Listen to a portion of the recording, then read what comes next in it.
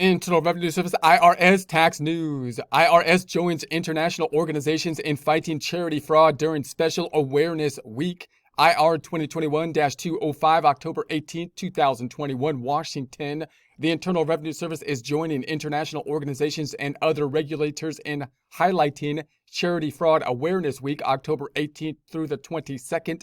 The campaign is run by partnership of charities, regulators, law enforcers, and other not-for-profit stakeholders from across the world. The purpose of the week is to raise awareness of fraud and cybercrime affecting organizations and to create a safe space for charities and their supporters to talk about fraud and share good practice. According to the Fraud Advisory Panel, UK-based organization leading the effort, cybercrime is on the rise, exacerbated by the pandemic, including attacks on charities, their supporters, and beneficiaries.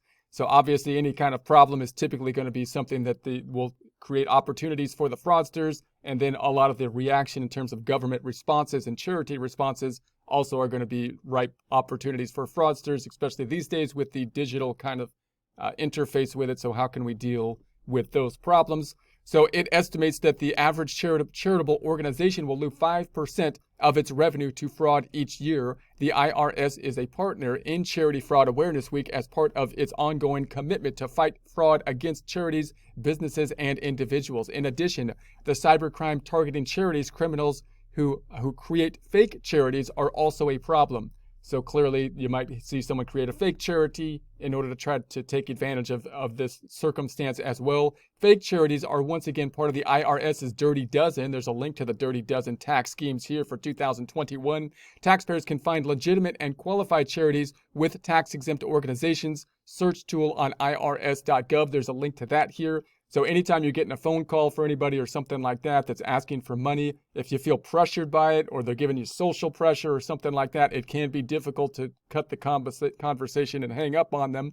But usually you want to basically do your research and say, hey, look, I'll look you up. If I think you sound legitimate, I'll look you up and I'll see if you got a website. You should at least have a website, you would think these days, if you're a legitimate charity, and then see if they're a legitimate charity and go from there to decide where you want to put your money. Also note that when you put money in charities, even if they're a legitimate charity, what you might want to think about is how efficient is the charity and actually getting the money to the place that I want it to go to. Are they running well and efficiently? Because the charity still has to pay for the charitable organizations like the employees and so on and so forth, and just the costs of the charities.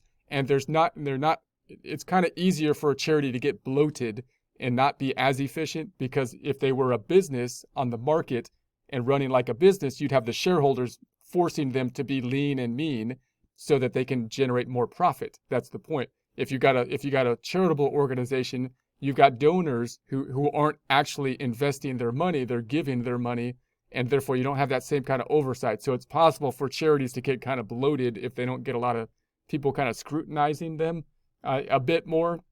So you want to look for the charities that really run like a business. They run lean and mean, even though they don't have that same kind of pressure.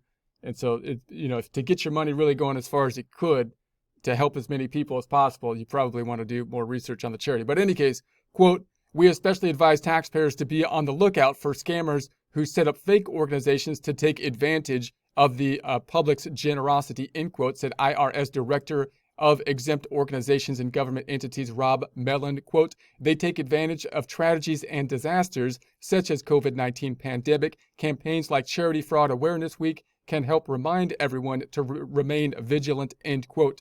Scams requesting donations for disaster relief efforts are especially common on the phone. Taxpayers should always check out a charity before they donate, and they should not feel pressure to give immediately. So anytime you talk to any kind of salesperson, whether they're a scammer or not, it can be difficult to disengage from the conversation on it. You pretty much have to hang up on them, in my experience, and say, okay, I'll look it up. Okay, thank you. And then cut off the conversation if it's a good, per salesperson. But in any case, the cornerstone of International Charity Fraud Awareness Week is a social media campaign focused on the theme of, quote, we can do this, end quote, and featuring the hashtag Stop Charity Fraud.